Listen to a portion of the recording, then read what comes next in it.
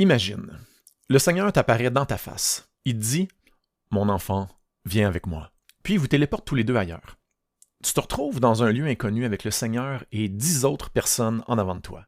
Le Seigneur te dit « Mon enfant, je vais te laisser 3 minutes avec eux. Je veux que tu identifies clairement les 5 personnes qui sont mes ennemis dans ce groupe. Une fois que c'est fait, tu jettes les 5 pas bons dans le lac de feu et on garde les 5 autres. Quand je vais revenir, si tu as bien fait ta job, je te donne une promotion, sinon, t'es viré. » Puis là, le Seigneur s'en va. Puis là, tu te dis que ça va être facile. Les non-croyants ne sont pas réconciliés à Dieu, ils sont encore en situation d'inimitié avec Dieu. Et donc là, confiant, tu demandes aux 10 personnes en avant de toi de lever la main s'ils croient que Jésus est le Christ, le Fils de Dieu, et qu'ils croient que Jésus est mort sur la croix pour leurs péchés, mis au tombeau et ressuscité le 3e jour. Et là, tu te dis, ça se corse. Il va falloir être plus raffiné. Fait que, il devient une autre idée. Tu te souviens que ton pasteur t'avait enseigné que 1 Jean 4, versets 2 et 3 nous dit d'éprouver les esprits pour savoir lesquels sont de Dieu et lesquels sont de l'esprit de l'Antichrist. Puis ton pasteur t'avait expliqué que ceux qui sont de l'esprit de l'Antichrist, ce sont les personnes qui renient que Jésus-Christ était à la fois homme et à la fois Dieu. En résumé, ces gens renient la divinité de Christ. Et là, tu demandes aux 10 personnes, « Levez la main, ceux qui croient que Jésus-Christ était à la fois homme et à la fois Dieu dans la chair. » Les 5 ennemis sont identifiés. Puis toi, personne va t'empêcher de faire ta job.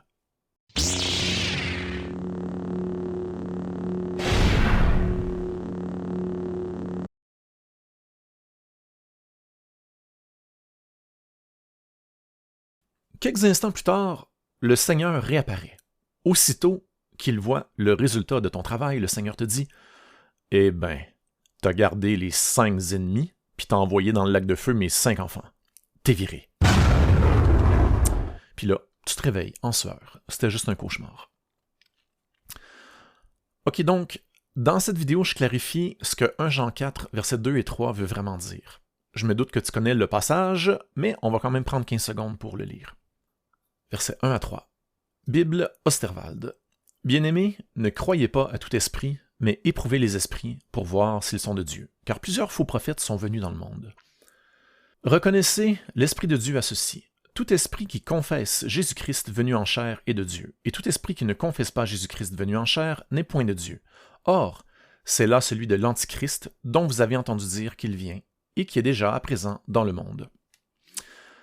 Moi, quand je tombe sur le mot « antichrist » en lisant la Bible, mon imaginaire s'excite un peu de temps en temps. Je m'imagine le diable ou un super vilain avec des pouvoirs surnaturels diaboliques, comme dans les films. Mais le préfixe « anti » en grec, ça veut juste dire « contre ». Par exemple, anti-vol contre le vol, anti-avortement contre l'avortement, anti-rouille contre la rouille. Donc, antichrist, ça veut juste dire « contre Christ », un adversaire de Christ. Donc, 1 Jean 4.2, c'est un test pour débusquer un adversaire de Christ. Je vais te lire 2 versets avec le mot antichrist. Je vais mettre contre le Christ au lieu du mot antichrist. Première lettre de Jean, chapitre 2, verset 18. Petits enfants, c'est ici la dernière heure. Et comme vous avez entendu dire que le contre le Christ vient, il y a dès maintenant plusieurs contre le Christ, par où nous connaissons que c'est la dernière heure. Première lettre de Jean, chapitre 2, verset 22. Qui est menteur, si ce n'est celui qui nie que Jésus est le Christ? Celui-là est le contre le Christ, qui nie le Père et le Fils. Au moment où l'apôtre Jean écrit sa première et sa deuxième lettre, les premiers chrétiens font face à une situation étrange. Des sectes pseudo-chrétiennes qui apparaissent à gauche et à droite. Ces sectes confessent le nom de Christ, mais incorporent des éléments de philosophie grecque. Les gnostiques. Il n'est pas possible de donner une définition universelle du gnosticisme parce qu'il y avait trop de sectes gnostiques indépendantes. Même au 1er et 2e siècle déjà, trop de variantes de croyances.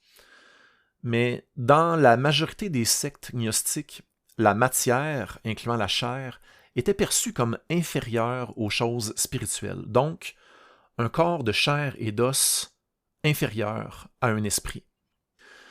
Le problème, c'est que les sectes gnostiques confessaient Christ sous diverses variantes. Mais ils prétendaient que Christ, à cause de sa perfection divine, pouvait pas avoir pris une misérable forme charnelle, mais qui était plutôt un esprit d'apparence charnelle. Certaines sectes gnostiques prétendaient que Christ était un esprit avant et après sa crucifixion, et d'autres sectes prétendaient qu'il était sous forme charnelle avant la crucifixion et sous forme d'esprit après la crucifixion. Si le sujet t'intéresse, tu peux aller lire les écrits de Irénée de Lyon dans son traité Contre les hérésies. Irénée de Lyon était un élève de Polycarpe qui, lui, était un élève de l'apôtre Jean lui-même. L'apôtre Jean avait un autre élève qui nous a lui aussi laissé des écrits. On va aller lire un segment de la lettre aux Smyrnéens écrite par Ignace d'Antioche. La lettre date d'autour de l'an 110 de l'ère commune, après Jésus-Christ, et elle a été écrite pendant que Ignace était prisonnier sous escorte romaine pour aller à Rome se faire martyriser. Dans l'introduction de la lettre, on a des salutations et une louange à Dieu. Je saute l'intro. C'est à partir du paragraphe 1 que Ignace d'Antioche explique l'avertissement de 1 Jean 4. Lisons. « Je rends grâce à Jésus-Christ Dieu qui vous a rendu si sage. Je me suis aperçu, en effet, que vous êtes achevés dans une foi inébranlable, comme si vous étiez doués de chair et d'esprit à la croix de Jésus-Christ, et solidement établis dans la charité par le sang du Christ, fermement convaincus au sujet de notre Seigneur, qui est véritablement de la race de David selon la chair. Fils de Dieu selon la volonté et la puissance de Dieu, véritablement né d'une vierge, baptisé par Jean pour que, par lui, fût accomplie toute justice. Il a été véritablement cloué pour nous dans sa chair, sous Ponce Pilate et Hérode le tétrarque. C'est grâce aux fruits de sa croix et à sa passion divinement bienheureuse que nous existons, pour lever son étendard dans les siècles par sa résurrection, et pour ses saints et ses fidèles, soit des Juifs, soit des gentils, dans l'unique corps de son Église. Tout cela, il a souffert pour nous, pour que nous soyons sauvés. Et il a véritablement souffert, comme aussi il s'est véritablement ressuscité. Non pas, comme disent certains incrédules, qu'il n'ait souffert qu'en apparence. Eux-mêmes n'existent qu'en apparence, et il leur arrivera un sort conforme à leurs opinions, d'être sans corps et semblables aux démons. Pour moi, je sais et je crois que même après sa résurrection, il était dans la chair. Et quand il vint à Pierre et à ceux qui étaient avec lui, il leur dit « Prenez, touchez-moi et voyez que je ne suis pas un démon sans corps. » Et aussitôt ils le touchèrent, étroitement unis à sa chair et à son esprit. C'est pour cela qu'ils méprisèrent la mort et qu'ils furent trouvés supérieurs à la mort. Et après sa résurrection, Jésus mangea et but avec eux comme un être de chair, étant cependant spirituellement uni à son Père. Voilà ce que je vous recommande, bien-aimés, sachant bien que vous aussi vous pensez ainsi.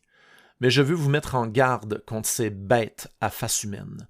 Non seulement il vous faut ne pas les recevoir, mais s'il est possible, ne pas même les rencontrer et seulement prier pour eux. Si jamais ils pouvaient se convertir, ce qui est difficile. Mais Jésus-Christ en a le pouvoir, lui, notre véritable vie. Car si c'est en apparence que cela a été accompli par notre Seigneur, moi aussi, c'est en apparence que je suis enchaîné. Pourquoi donc, moi aussi, me suis-je livré à la mort pour le feu, pour le glaive, pour les bêtes? Mais près du glaive, près de Dieu, avec les bêtes, avec Dieu. Seulement que ce soit au nom de Jésus-Christ. C'est pour souffrir avec lui que je supporte tout, et c'est lui qui m'en donne la force, lui qui s'est fait homme parfait. Certains, par ignorance, le renient, mais ils ont plutôt été reniés par lui. Avocats de la mort plus que de la vérité. Eux qui n'ont réussi à persuader ni les prophéties, ni la loi de Moïse, ni même jusqu'à présent l'Évangile, ni les souffrances de chacun de nous. Car ils pensent la même chose de nous. Car que me sert que quelqu'un me loue s'il blasphème mon Seigneur en ne confessant pas qu'il a pris la chair? Celui qui ne dit pas cela le renie absolument, étant lui-même un cadavre. Leur nom, puisqu'ils sont infidèles, il ne m'a pas plu de les écrire. Que je puisse même ne pas me souvenir d'eux, jusqu'à ce qu'ils se repentent pour croire à la passion, qui est notre résurrection. Et donc, le test de 1 Jean 4.2 c'est un test qui sert à vérifier si on est en présence d'une personne qui a tordu l'Évangile, en reniant l'aspect charnel des souffrances de Christ ou en reniant une résurrection charnelle du corps de Christ. Si on demandait à un gnostique de l'époque s'il croit que Jésus-Christ a été crucifié pour nos péchés et ressuscité 3 jours plus tard, il dirait oui. C'est pour ça qu'il faut poser une question comme « Crois-tu que Christ avait un corps de chair et d'os avant et après sa résurrection? » Ou une question comme « Crois-tu que Christ était en fait un esprit tout de suite après sa résurrection? » C'est comme ça que tu vas savoir si tu as une bête à face humaine en avant de toi, comme disait Ignace d'Antioche. Polycarpe mâchait pas ses mots non plus à propos des gnostiques. Il disait qu'ils sont les premiers-nés du diable. L'apôtre Jean et Ignace d'Antioche et Polycarpe sont unanimes. Ces gens-là, on leur parle pas, on les invite pas dans notre maison, ce sont des ministres de Satan.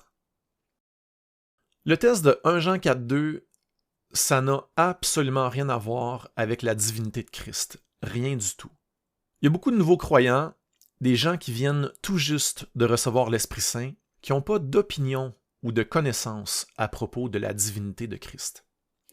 Une christologie nanoscopique au stade de fœtus. Imagine la situation suivante. Un jour, la discussion s'échauffe entre toi et une personne qui a l'Esprit Saint en elle. Cette personne-là pense pas que Jésus est de nature divine par ignorance. Puis là, dans le feu de l'action, tu traites la personne d'antéchrist ou tu lui dis qu'elle a un démon en elle. Qui viens-tu de blasphémer? Ou encore, la personne que tu viens d'insulter s'offusque au point de ne plus revenir dans une église. Et la personne reglisse doucement dans le monde au fil des mois et finit par ne plus avoir de relation avec le Seigneur, scandalisée par la dureté des chrétiens, se disant qu'ils sont une bande d'hypocrites, prêchant l'amour, mais qu'en fait les chrétiens sont durs de cœur. Au début de la vidéo, dans le cauchemar que je t'ai fait faire, t'avais en avant de toi 5 gnostiques qui croyaient que Christ était sous forme spirituelle après sa résurrection. Et t'avais 5 personnes de la maison de Corneille qui venaient tout juste de comprendre l'Évangile et de recevoir l'Esprit Saint. Donc les personnes de la maison de Corneille ne savaient pas que Christ était Dieu manifesté dans la chair. L'apôtre Pierre leur en avait pas parlé. Donc toi, dans le cauchemar, t'as envoyé 5 enfants de Dieu dans le lac de feu, puis t'as gardé 5 gnostiques. Oui, mais Phil, ça n'existe plus des gnostiques de nos jours, donc ça n'a plus aucune application pour nous, ta vidéo, Phil. T'as perdu ton temps, puis tu nous fais perdre le nôtre. Check ben ça, mon ami. Tiré directement du site web de jw.org, le site des Témoins de Jéhovah. Les Témoins de Jéhovah renient la résurrection charnelle de Christ. Ils renient aussi la nature divine de Christ, mais comme j'ai expliqué, le test de 1 Jean 4, verset 2, ça ne vise pas la divinité de Christ. Le plus important à comprendre, c'est qu'un témoin de Jéhovah, c'est pas un chrétien. Je le répète, un témoin de Jéhovah, c'est un contre le Christ, un ennemi qui renie la résurrection charnelle de Christ. Si jamais tu veux tenter de sauver un témoin de Jéhovah en argumentant avec lui, je vais te suggérer d'amener un seul verset. C'est Jésus-Christ qui se présente au milieu de ses disciples à Jérusalem après sa résurrection. Il leur dit, Luc 24, 39, « Voyez mes mains et mes pieds, car c'est moi-même. Touchez-moi et regardez-moi, car un esprit n'a ni chair ni os, comme vous voyez que j'ai. » Il est hot, le Seigneur. Il savait que les gnostiques s'en venaient. Il a pris soin de leur mettre un verset hyper clair, juste pour eux autres. Ok, donc, après que tu auras montré Luc 24, 39 aux témoins de Jéhovah, ils vont vouloir t'amener ailleurs dans le Nouveau Testament pour argumenter leur hérésie, comme par exemple dans 1 Pierre 3, 18, ou ils vont certainement t'amener dans 1 Corinthiens 15, verset 45, c'est sûr. Toi, tu les laisses pas t'emmener ailleurs dans le Nouveau Testament. Tu les coupes en leur disant que tu dois y aller. L'Esprit Saint va prendre la relève pour les convaincre, Dieu voulant. Et pour finir, si jamais quelqu'un te confesse que Jésus-Christ était sous forme charnelle avant et après sa résurrection, tout ce que ça te dit finalement, c'est que tu peux pas cataloguer la personne comme un adversaire, c'est tout. Mais tu peux continuer de jaser avec elle pour savoir à qui tu as affaire. Et sur ce, je te dis ciao!